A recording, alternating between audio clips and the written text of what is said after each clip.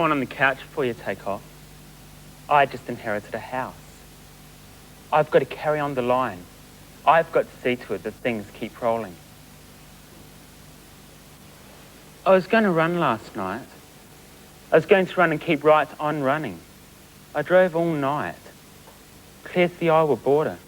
The old man's $2 sitting right on the seat beside me. It never stopped raining the whole time. It never stopped once.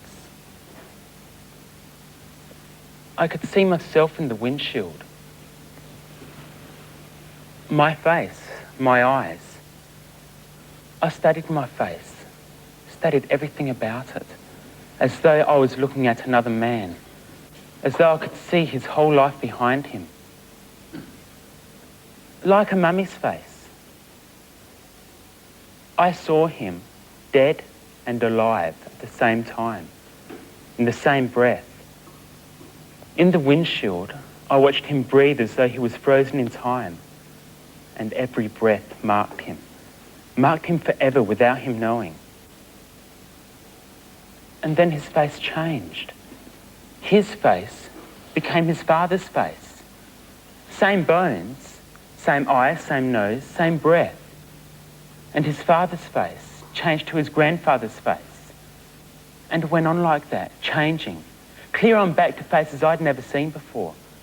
Still recognised the bones underneath, the eyes, the breath, the mouth. I followed my family clear into Iowa. Every last one. Straight into the Corn Belt and further. Straight back as far as they take me. Then it all dissolved. Everything dissolved. This is my house now, you know.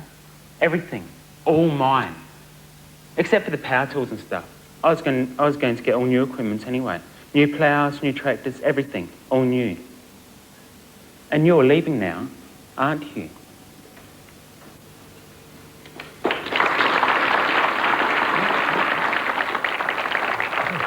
That was act number 2, Shaun Oxley, and Shaun was telling us about the buried child. Bernard. Shaun, yes, the second appearance, welcome. Good for you to have the opportunity to come again.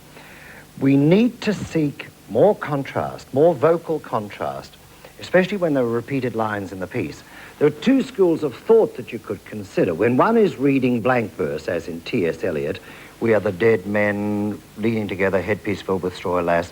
One can approach blank verse with a monotone of voice so that only the words are important. But in a dramatic role-playing piece, this is a character probably presenting a soliloquy, but discussing with the audience how his life has progressed in this period. Then you need to find much more contrast with it, especially when lines are repeated.